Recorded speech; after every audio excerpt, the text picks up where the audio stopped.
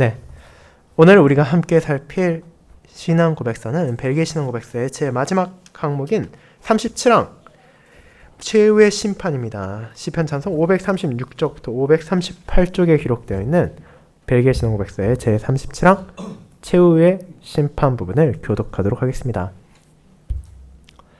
벨기에 신앙 고백서 제 37항 최후의 심판. 마지막으로 우리는 하나님의 말씀에 따라 주님에 의해 정해졌으나 모든 피조물에게는 알려지지 않은 그 시간이 오고 택함을 받은 자의 수가 찰 때 우리 주 예수 그리스도는 큰 영광과 위엄을 가지시고 하늘로 가심을 본대로 몸으로 그리고 보이게 하늘에서 내려오신다는 것을 믿습니다. 그분은 자신을 산 자와 죽은 자의 심판주로 선언할 것이고 이 옛 세상을 깨끗이 하시기 위해 불태울 것입니다. 그때 세상 처음부터 끝까지 줄곧 살았던 남녀 어린이 모든 사람이 다 이 위대한 심판주 앞에 몸소 나타날 것입니다. 그들은 천사장의 소리와 하나님의 나팔 소리로 불러내게 될 것입니다. 그 시간 전에 죽은 사람들은 그들의 영들이 그들이 살았던 자신들의 몸과 다시 연합되어 흙에서 일어날 것입니다. 그때 아직 살아있는 사람들은 다른 사람들처럼 죽지 않을 것이고 눈 깜빡할 사이에 멸망당할 것에서 멸망당하지 아니할 것으로 변화될 것입니다.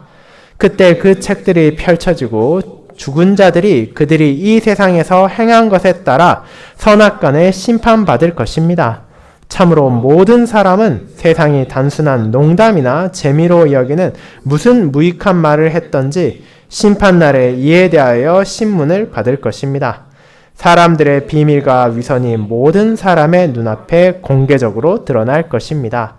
그래서 이런 심판에 대한 생각은 당연히 악한 자들과 악인들에게는 무섭고 두렵겠지만 의로운 자들과 택함을 받은 자들에게는 큰 기쁨과 위로입니다.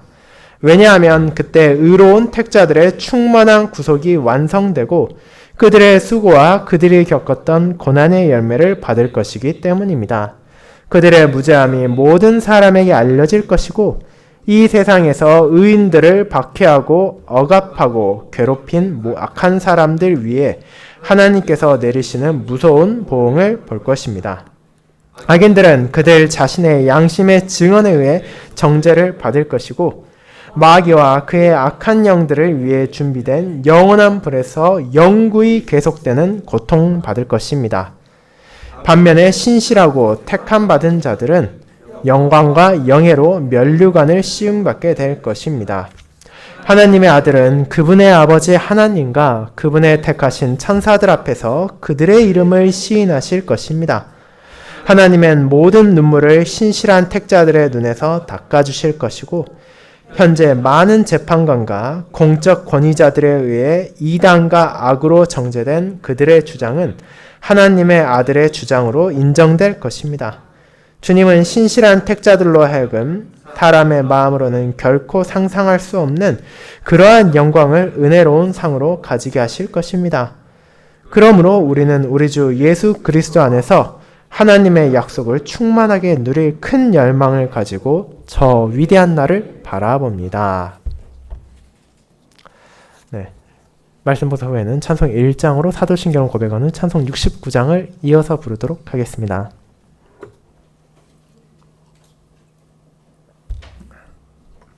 사랑하는 주 예수 그리스도 안에 있는 형제 자매님들, 사람에게 있어 미래라는 것은 너무나 불확실한 것입니다.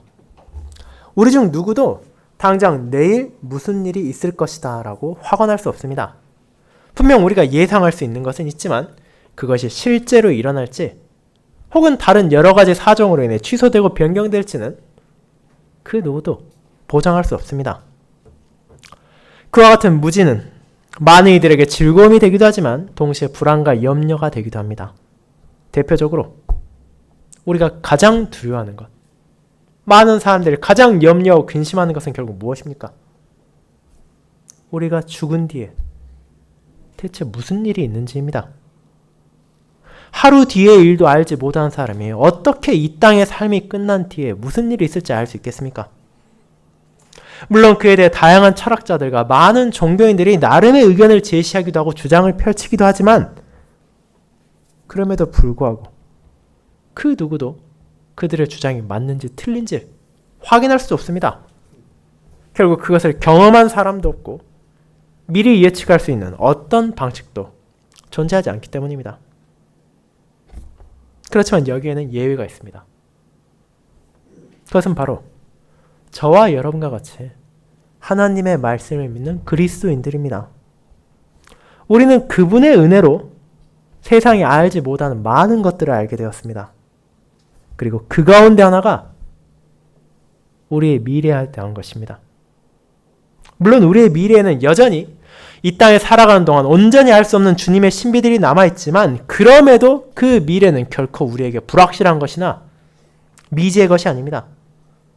하나님께서는 우리의 구원에 필요한 미래에 대한 확신도 심어주셨기 때문입니다. 그리고 이 확신은 오직 한 군데, 그리스도의 날을 바라보게 합니다. 우리는 믿음으로 그날이 어떤 날인지를 알게 되었고 그날에 있을 일을 깨닫게 되었습니다. 그리고 그 결과가 무엇입니까? 저와 여러분은 그 날이 오기를 기쁨으로 바라고 간절히 소망할 수 있게 되었습니다. 그 날은 결코 우리에게 있어 두려움과 공포의 날이 아닙니다. 최소한 신자에게는 그렇습니다. 그리스도의 날에 온전히 나타나게 될 하나님의 공의와 자비는 온 세대의 성도들을 향해 기쁨을 줄 것이며 그 영광의 즐거움 가운데 하나님을 찬양하게 할 것입니다. 그런 미래가 있기에 그리스도인들은 본질적으로 미래지향적이 될 수밖에 없습니다. 우리는 분명 현실을 살아가지만 그 현실 가운데서도 언제나 그분의 날을 바라보기 때문입니다. 지금 이 땅에서 누릴 수 있는 그 어떤 것도 그리스도의 날에 우리에게 찾아올 그 영광에 비할 수가 없습니다. 그리고 그와 같은 아름다운 고백으로 벨기에 신앙 고백서는 마칩니다. 그런 제37항을 저는 우리는 그리스도의 날을 믿습니다라는 제목으로 나누려 합니다. 그리고 이 항목의 흐름에 따라 이미 정해져 있는 그날에 대해 그리고 그날에 있을 부활과 심판에 대해 그리고 신자가 함께 나눌 그리고 우리 모두가 소망하는 그날의 영광에 대해 함께 고백하도록 하겠습니다. 이를 첫 번째, 그날이 정해졌음을 믿습니다. 두 번째, 그날에 있을 모든 이의 심판을 믿습니다. 세 번째, 그날에 주어질 영광의 약속을 믿습니다라는 세 가지 대지로 나누어 보겠습니다. 먼저 첫째로 우리는 그 날이, 즉 그리스도의 날이 이미 정해졌다는 것을 믿습니다. 형제자매 여러분, 벨기에 신앙고백서를 살피는 우리의 여정은 어느덧 그 끝에 이르렀습니다. 험난하고 위험했던 시기, 믿음의 선조들과 함께 고백하고 주님의 말씀이 우리에게 어떤 위로를 주며 어떤 소명을 주는지를 나누는 것은 저와 여러분에게 분명 큰 의미가 있는 시간이었습니다. 그리고 그 가운데 지난주에 다룬 제36항은 국가의 정부라는 어떤 면에서는 많은 교회에서 진지하게 다루지 않는다 생각되는 주제를 말하고 있었습니다. 그 내용이 정말로 신자들이 고백해야 하는 것이었습니까? 정부에 대한 개인의 반응은 철저하게 사적인 것이고 각자의 자유에 매여 있는 것 아닙니까? 그에 대한 수많은 오해와 잘못된 반응들이 이 사회만이 아니라 교회에도 영향을 미치고 있기에 이를 다루는 것을 결코 가볍게 생각해서는 안 됩니다. 진정 우리의 모든 삶이 하나님의 뜻에 따라 다스림 받아야 한다면 그것은 내 위에 세워지는 모든 권위에 대해서도 예외가 되어서는 안 되기 때문입니다.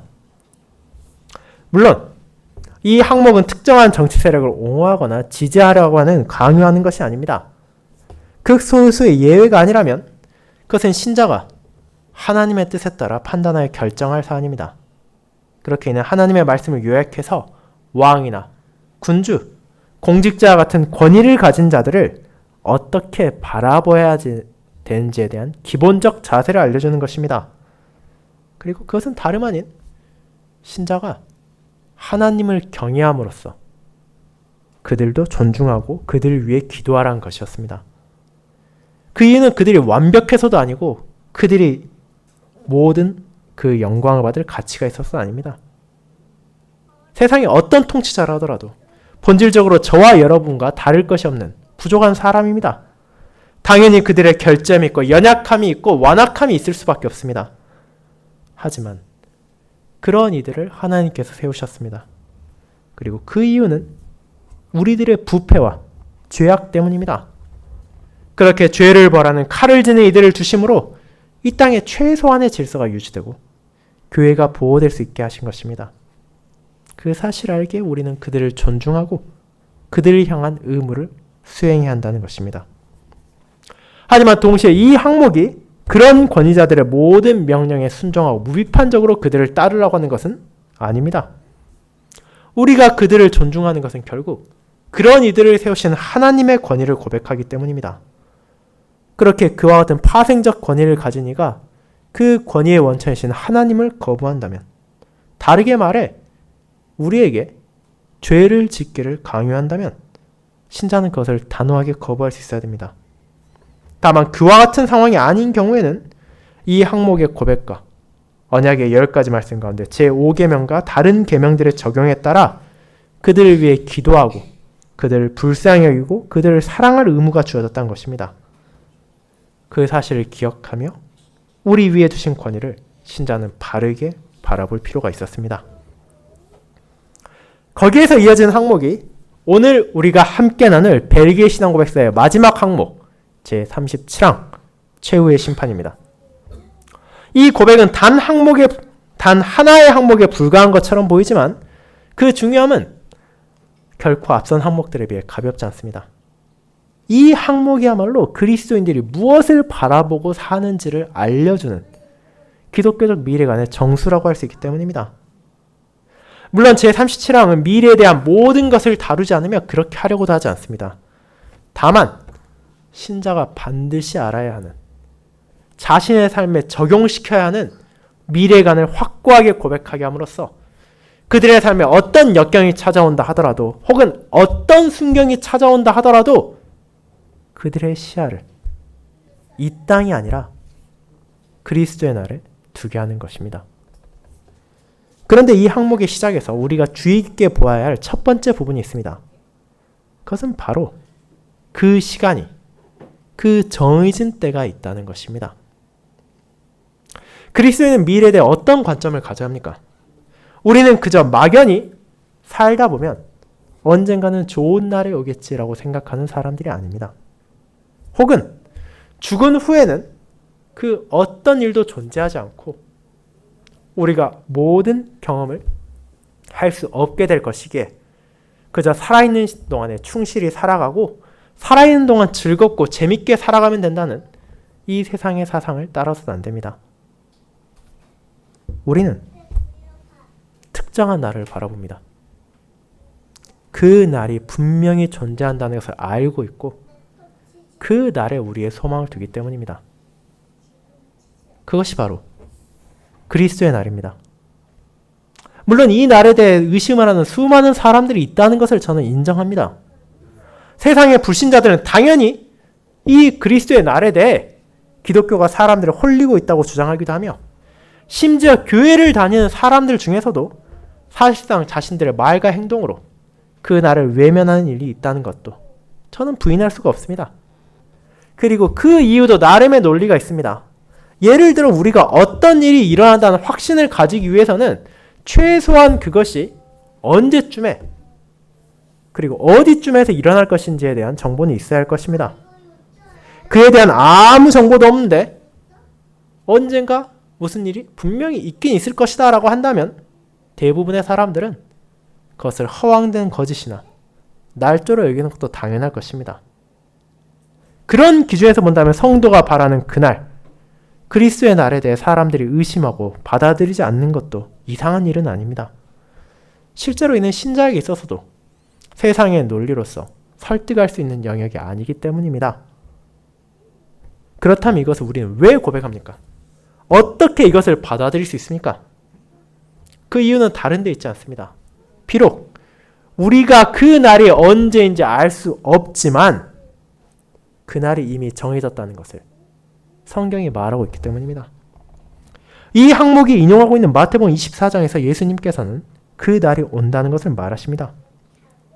그분께서도 많은 사람들이 그날을 받아들이지 않을 것을 알고 계십니다.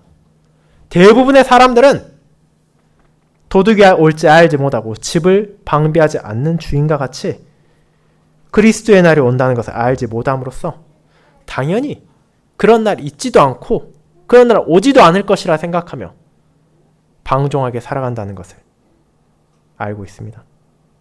하지만 예수님은 어떻게 말하십니까? 그날과 그때는 아무도 모르나니 하늘의 천사들도 아들도 모르고 오직 아버지만 아시느니라고 마태복음 24장 36절에서 선언하십니다. 여기서 중요한 것은 아무도 모른다는 것이 아닙니다. 아버지께서 아신다는 것이 중요합니다. 그 날과 그 때가 정해졌다는 것이 중요합니다. 아무리 많은 사람들이 그날이 없을 것이라 말하고 그리스도의 날을 부인한다고 하더라도 그 날이 오느냐 안 오느냐는 다수결로 정해지는 것이 아닙니다. 하나님께서 그 날을 정하셨고 하나님께서 그 날을 택하셨기에 이것은 흔들리는 것이 아닙니다.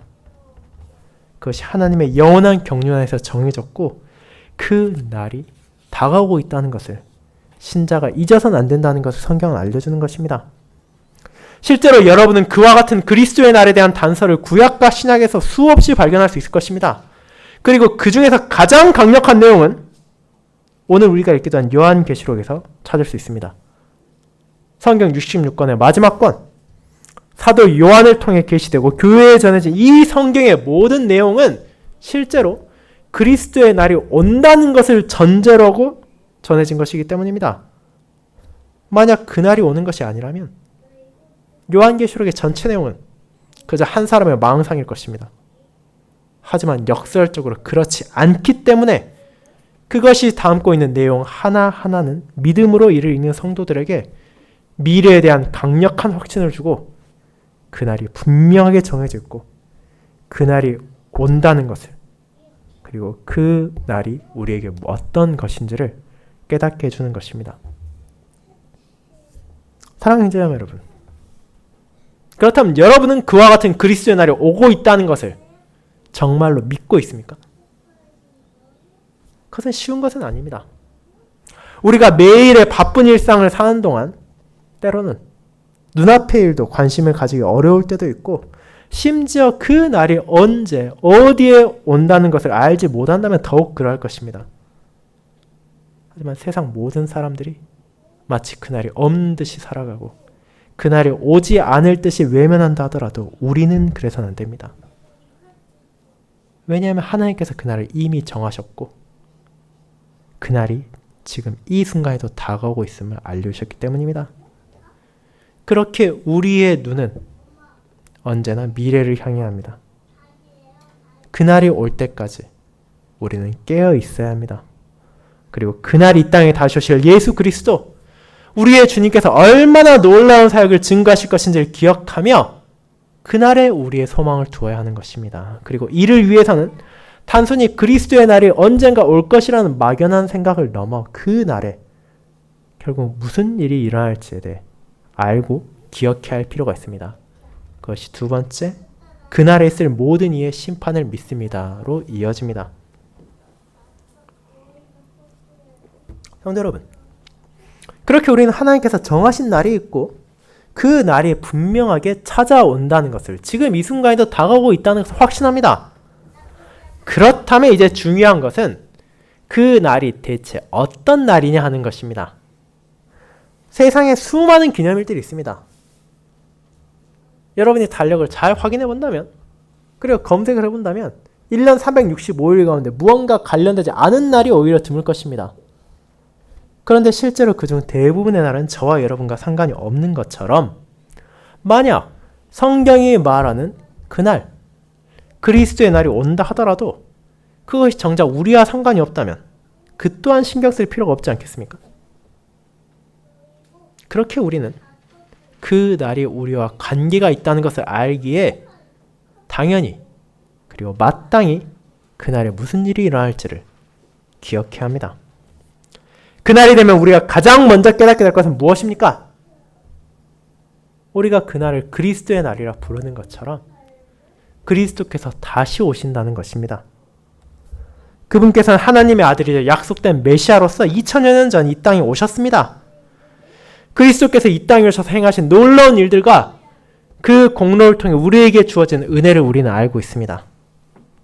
그분께서는 언약 백성들에게 주어진 약속을 성취하기 위해 종의 육신을 입으시고 자기 자신을 내우셨습니다. 자기 사역을 마치신 후 부활하신 그리스도께서 하늘에 올라가셨지만 그것이 그분의 모든 사역의 끝이 아니라는 것을 우리는 알고 있습니다. 그분께서는 자신의 백성과 자신의 제자에게 다시 올 것을 약속하셨습니다. 그리고 공의로운 심판과 온전한 영광의 그날 찾아올 것을 말씀하셨습니다. 그리고 그날 아버지의 남은 약속들이 성취될 것을 선언하셨습니다. 그렇게 우리는 그날을 바라보는 것입니다. 그 날이 되면 예수님께서 다시 오실 것입니다.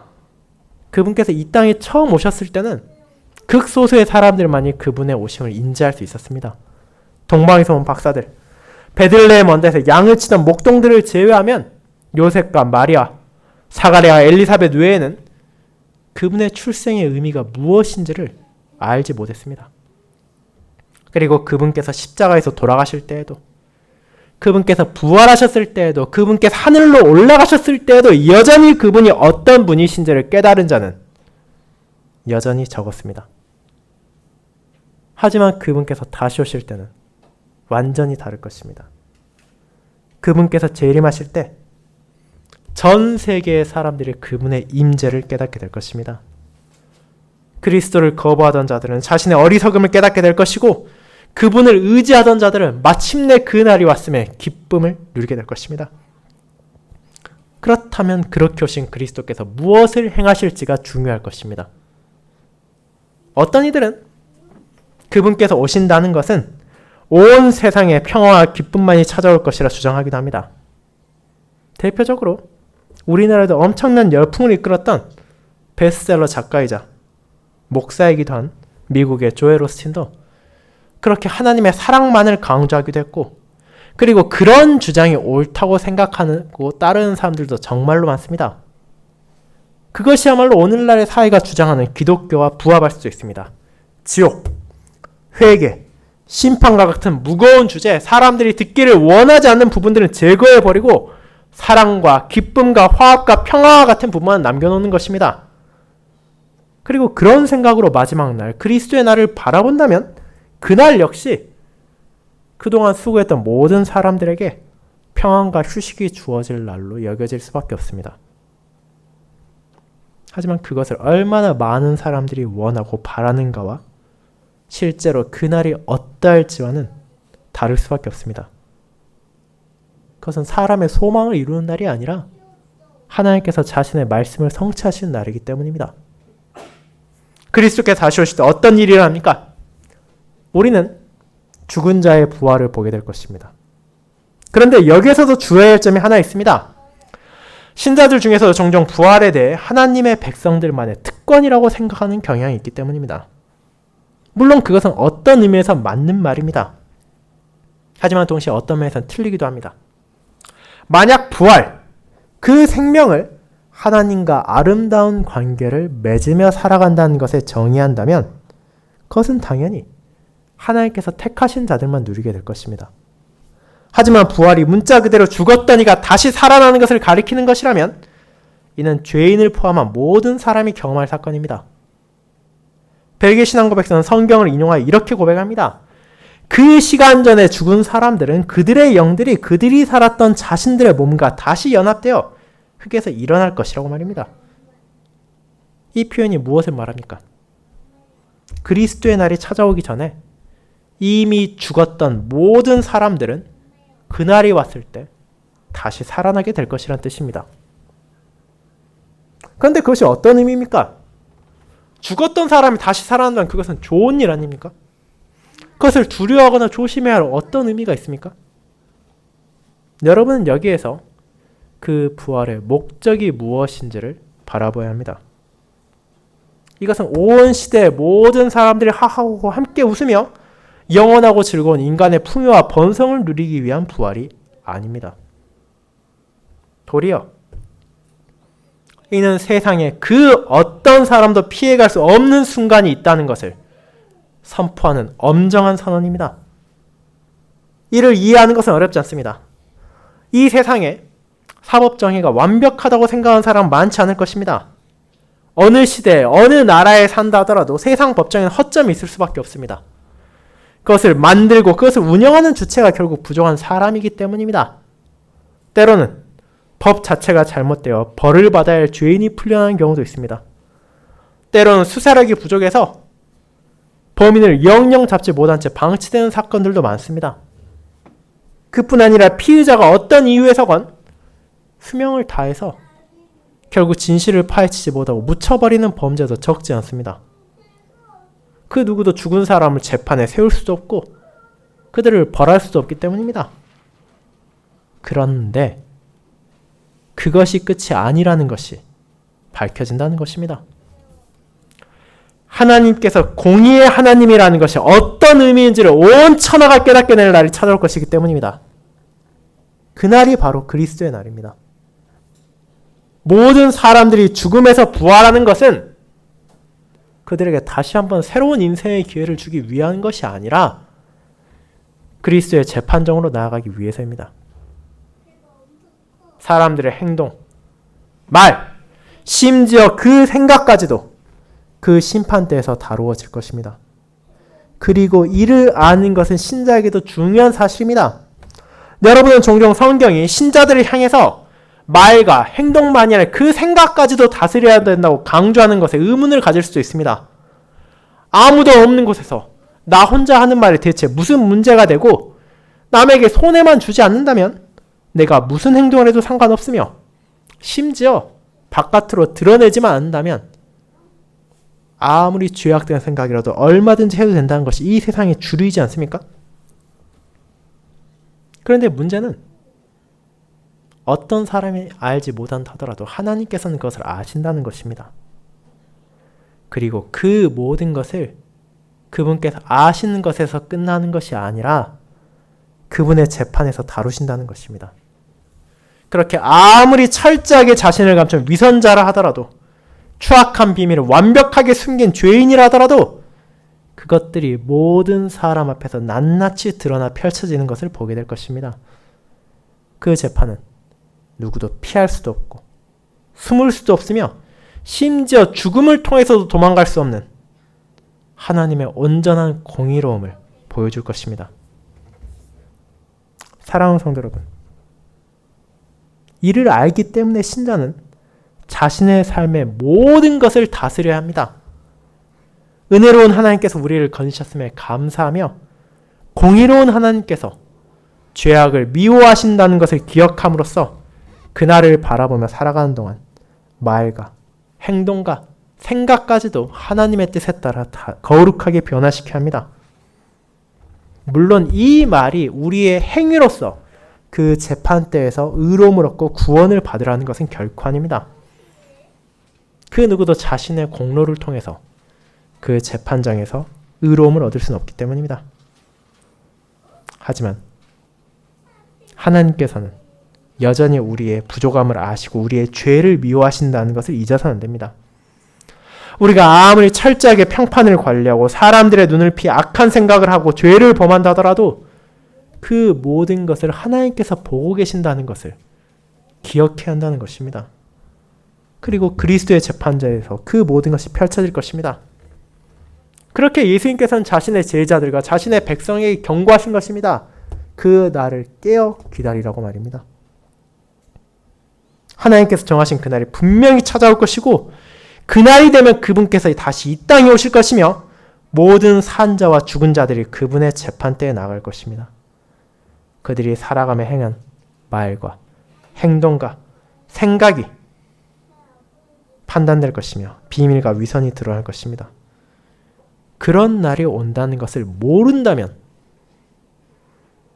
모르겠지만 알고 있다면 우리는 마땅히 자신의 생각을, 자신의 말, 행동을 다스려야 할 것입니다. 그리고 그 이유는 결국 하나님을 향한 감사에 대한 것이 되어야 합니다. 그분께 감사하기에 나의 말을 다스리고 그분께 감사하기에 그분을 향한 찬양을 생각하며 그분께 감사하기에 내 행동을 통해서도 주님께 영광을 돌리는 것이 바로 우리의 삶이 되어야 합니다. 그리고 그런 신자들은 자신들의 한없는 부족함에도 불구하고 그날에 찾아올 영광을 알기 때문에 기쁨으로 그리스도의 날을 간절히 기다릴 수 있습니다. 그것이 세 번째, 그날에 주어질 영광의 약속을 믿습니다로 이어집니다. 여러분, 분명 하나님께서 정하신 때가 있고 그날이 반드시 찾아오며 그날에 모든 사람이 심판을 받아야 한다는 것은 우리를 두렵고 떨리게 만들 수도 있습니다. 그리고 실제로 하나님을 부인하고 그날을 외면하던 악인과 위선자들에게 그날은 공포와 두려움의 순간이 될 수밖에 없습니다. 결코 피할 수도 없고 거부할 수도 없는 절대적인 심판이 내려지고 그 선고로 인해 그들은 영원한 형벌을 받을 것이기 때문입니다. 의인을 박해하고 억압하며 괴롭혔던 이들, 마치 자신들이 세상의 중심인 것처럼 교만하게 가는 이들은 하나님의 절대적인 공의와 권위 앞에 무릎을 꿇고 그들에게 합당한 보응을 받을 것입니다. 그들의 부활은 쾌락과 죄악을 탐닉하기 위해 주어진 기회가 아니라 영원한 불길 가운데 영구히 고통받으며 죄값을 치르기 위한 것이 될 것입니다. 그렇게 의인은 왜 저런 죄인들이 부활해야 되냐고 불만을 가질 필요도 없고 원통해야 할 어떤 이유도 없습니다. 하지만 신자들의 부활은 어떻습니까? 자신들의 부족한 가운데서도 그리스도만을 의지하고 그분의 약속을 바라봄으로써 눈물을 닦고 그분의 돌보심을 경험하며 고통을 인내하는 이들에게 그 날은 무엇을 제공합니까? 저와 여러분을 포함한 신자에게 그리스도의 날은 두려움의 날이 아닙니다. 오히려 그 날은 우리에게 큰 기쁨과 위로의 날이라는 것이 정해졌습니다. 값없이 생명수를 받은 자로서 그 은혜에 감사하며 하나님의 은혜에 믿음으로 따르는 모든 이들은 그 믿음과 소망이 헛된 것이 아니라는 것을 마침내 깨닫게 될 것입니다. 그리스도의 날에 나타날 것은 하나님의 온전한 공의만이 아니라 그분의 한없는 사랑과 자비도 함께 할 것이기 때문입니다. 하나님께서는 우리의 무지함을 알려주실 것입니다. 그리스도께서는 우리의 눈물을 닦아주실 것입니다. 더 이상 어떤 슬픔도 어떤 고통도 영원한 평강이 주어질 것이며 우리가 어떤 공로도 주장할 수 없음에도 불구하고 우리의 머리에 영광과 영예의 면류관이 씌워질 것입니다. 그리스도의 재판장에서 그분 안에 머무르며 자신을 겸손히 낮추던 이들은 그리스도의 은혜로 주어진 죄 용서와 의로움으로 인해 하나님과의 영원한 영광이라는 은혜로운 상을 받을 것입니다. 그것은 어떤 사람도 감히 상상할 수도 없는 은혜이자 영광입니다. 모든 시대의 성도들과 함께 하나님을 찬양하고 그분과의 교제를 누리고 그분의 공의를 바라보며 그분의 자비에 감사하고 그분께서 주시는 평안을 누리는 그때보다 더 아름답고 더 기쁜 순간이 대체 어디에 있겠습니까? 그날을 알고 있기에 그리스도인들은 미래지향적이 될 수밖에 없는 것입니다. 이 땅에 살아가는 모든 순간 하나님께서 주시는 은혜에 감사하며 신실하게 살아가지만 그럼에도 우리가 바라는 것은 우리의 눈은 이 순간이 아니라 바로 찾아올 미래 하나님께서 정하신 그때 그리스도께서 다시 오실 그 날에 고정되어 있는 것입니다. 그렇기 때문에 이 항목의 마지막에도 나오고 요한계시록의 마지막에서 사도 역시 이렇게 고백하는 것입니다. 속히 오시겠다는 예수님의 말씀에 아멘. 주 예수여 오시옵소서라고 말입니다. 분명히 이 세상을 살아가는 동안 그와 같은 소망을 흔들려는 수많은 유혹들이 찾아올 것입니다. 마치 이 땅에서 우리가 참된 기쁨과 영원한 영광을 누릴 수 있을 것처럼 느껴지게 하는 것도 존재할 것입니다. 세상의 재물이, 세상의 관계가, 세상의 사회가 그리스도의 날을 대체할 수 있을 것처럼 최소한 그 기쁨의 일부라도 경험할 수 있을 것처럼 크게 보여지는 순간도 있을 것입니다. 하지만 그리스도의 날과 비교할 수 있는 것은 아무것도 없습니다. 우리가 아무리 높은 아파트에 산다 하더라도, 아무리 하늘 향해 치솟은 건물이라 하더라도 겨우 이 땅에서 가장 높은 산인 에베레스트 산에서 바라본다면 다른 건물과 별다를 것 없이 너무 낮은 것처럼 보일 것처럼 그리스도의 날에 찾아올 영광이 그 무엇과도 비교할 수 없도록 크고 온전하기 때문에 이 세상에서 마주하는 모든 것들은 그에 비할 수 없습니다. 우리에게 순경이 찾아온다면 그것은 분명 감사하고 기뻐할 일이지만 그런 즐거움이 미래를 향한 우리의 눈을 가릴 수 없습니다. 우리에게 역경이 찾아온다면 그것은 분명 힘들고 괴로울 수도 있지만 그 고통이 그리스도의 날을 바라보는 우리의 소망을 꺾을 수 없습니다. 결국 우리는 우리 주 예수 그리스도 안에서 하나님의 약속을 충만하게 누릴 것이기에 그 열망과 소망을 가지고 저 위대한 날 하나님께서 정하셨고 지금도 다가오고 있으며 내게 주어진 모든 약속이 성취될 그리스도의 날, 그날을 바라보며 그날을 간구하는 것입니다. 사랑하는 여러분, 그와 같은 항목으로 벨기에 신앙고백서가 끝나는 것은 결코 우연이 아닙니다. 이 신앙고백서가 기록되던 때에도, 그리고 요한계시록이 기록되던 때에도, 그리고 지금 이 순간에도 하나님을 믿고 그분의 뜻에 따라 살아가고자 하는 삶은 고되고 힘들 수밖에 없습니다. 주님의 뜻에 신실히 살아가고자 한다면 어떤 방식으로든 방해가 들어오고 그런 우리를 향한 조롱과 박해도 멈추지 않을 것입니다. 그런 상황에서 우리가 어떻게 앞선 36개의 항목들을 고백하고 지키며 살아갈 수 있습니까? 지금 이 순간을 견디기도 힘든데 어떻게 역경을 인내하며 어떻게 현실 가운데 무너지지 않고 흔들리지 않을 수 있습니까? 그 이유가 바로 여기 있습니다. 우리는 신자의 마지막이 어떤 것인지 알고 있기 때문입니다. 유일하신 한 분 하나님께서 자신의 말씀을 통해 우리에게 알려주신 복음이 비천한 죄인인 우리를 위해 삼위일체 하나님께서 얼마나 크신 은혜를 베풀어 주셨는지를 성례를 통해 표하고 인침으로 바라보게 하는 약속이 얼마나 아름다운지를 이 항목이 고백하기 때문입니다. 그날이 있기 때문에 우리는 인내할 수 있습니다. 그날이 있기에 우리는 역경과 고통을 참을 수 있습니다. 그리스도의 날, 우리에게 온전하게 선포될 그 영원한 영광에 비할 수 있는 것은 아무것도 없습니다. 그렇게 그 날을 바라보며 사도 요한은 세상을 떠났고 기도 드브레는 생명을 바쳤으며 우리도 함께 그와 같이 선진들이 나아간 길을 걸어가고 있습니다.